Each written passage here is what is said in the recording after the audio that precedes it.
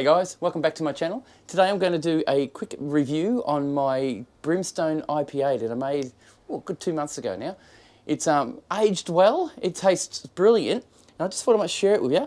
The smell is awesome. It is one of the best smells I've smelled in beer. I will make sure I make this one again.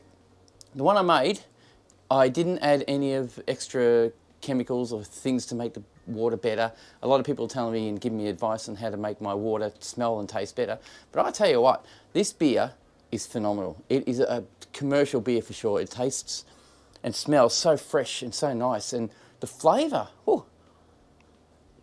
it's quite sweet. More like a lager.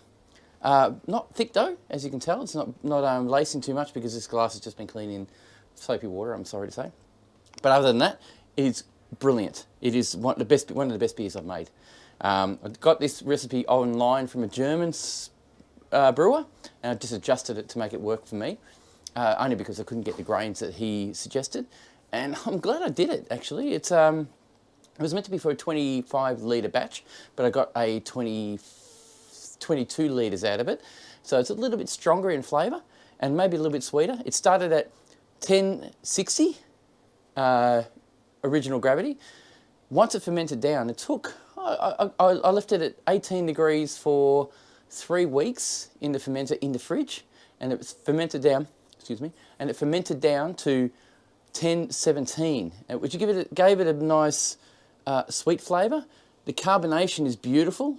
It's just exactly right, and I didn't add carbonation to it. I actually let it pressure ferment and kept the carbonation it created on its own, so there was no secondary. I'm wrapped with it. It is one of the best brews I feel I've made. A lot of you might not think that. I'll post you a link to the Grainfather website for this one. I'm proud of it. It's a really good brew. Cheers.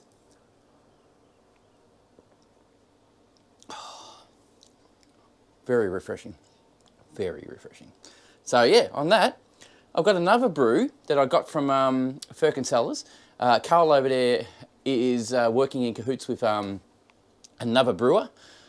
His name is, and I'll tell you, the brewer's name is Robert Seeley. Robert Seeley and Karl got together and made themselves an experimental brew. It's got a nice little label here, as you can tell. I'll let you see that, if you can see it, if it focuses for you. That is exactly what you see. It's a beetroot. Beetroot flavour, everything else. I am intrigued at what it will taste like. They swear by it, or Karl swears by it. He thinks it's a really good brew. So I'm going to pour myself a glass, and we're going to see it together. Okay, I'll crack her open. Nice little carbonation there. Whoop, whoop, whoop. It's almost like a soft drink, isn't it? So I'll pour myself into this glass that I have here. Look at that. Soft drink. It's a beer. So we'll pour it in. Look at that. Nicely done. Okay, nice to pour. Whoop, a bit of chunky bits. Okay. So looking at that, it's quite carbonated, as you can tell. Nice, beautiful red flavour, no doubt by the beetroot we're looking at. So yeah, it's losing its carbonation, losing its head very quickly. It's almost like an apple cider, to what I can tell. The smell is, wow, very unique. Wow, it doesn't smell like beetroot. What can I tell you? It's got a lolly flavour. Does have a beetroot smell, very, very strong beetroot smell, to tell you the truth. As you can see, the head's already disappeared, but it doesn't smell bad. I can't tell you what that smell is though.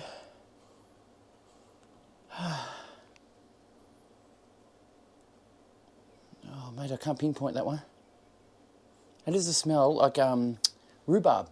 I'm smelling rhubarb. I know it's weird, but I'm smelling rhubarb in that one. And really strong smell of it too. I'm going to give it a taste. Whoa. Oh, even the flavour comes, actually, you know what I'm tasting? I know it's a bit weird too. You're going to be surprised. If Robert sees this, he's probably going to be surprised. I know Karl will probably see this video. It tastes like broad beans. I'm tasting and smelling broad beans, which shouldn't be happening, but that's what I'm smelling. Very much broad beans. Wow. I must say though, nice, very nice. It's almost like baked beans as well. A little bit of smoked baked beans flavour. It is a strange flavour to get out of beer, but this is craft, so this is different. Yes, I'm definitely tasting and smelling beans. The beetroot is there. Oh, and the broad bean smell is definitely there, and the flavour definitely is a broad bean flavour and a bean flavour, so it's really quite unique. Very nice, though. I would drink this. Maybe, I don't know where, but wow, this is great. Karl, Robert, what a brew. How beautiful is this? This is nice. I haven't really tasted any other people's brew. This is the first one, or second one actually. The Abernethy Brothers was the first one I've ever tasted. This one is from Firkin Cellars. They supplied it for me. And they said, just take it home, give it a try. And I asked them, can I do it on video? And they said, yeah, go ahead. No worries. So this is what I'm doing. Now, I'm going to post a link down to Firkin Cellars' website so you guys know where I am talking about. They're a good little shop. They're getting better all the time. They're getting bigger. They're probably one of the biggest brew shops I know in Gippsland, and they're getting even bigger all the time. But that is definitely, oh my God, that is definitely, you could almost call this a Mexican bean brew. It's just like broad beans with Mexican jumping bean smell. Definitely a Mexican kind of smell. Nothing that you'd ever drink before, but wow, what a beer. Oh. So both beers are nice, very nice. I don't know if I could drink this forever. I can drink this maybe having a Mexican meal. It's probably a great pairing with Mexican food. My one's the Brimstone IPA, which I know I can drink on a very hot day when I'm feeling buggered. It's a good beer to drink.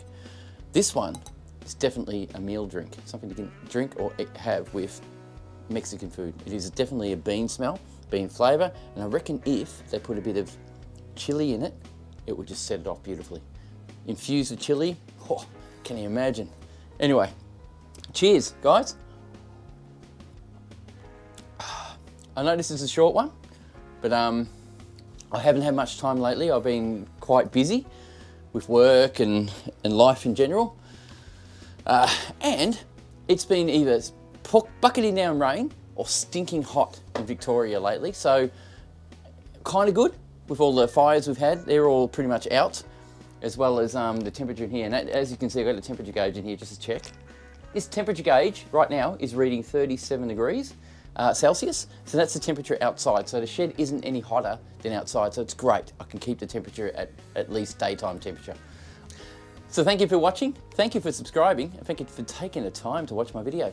We'll catch you on the next one. See ya.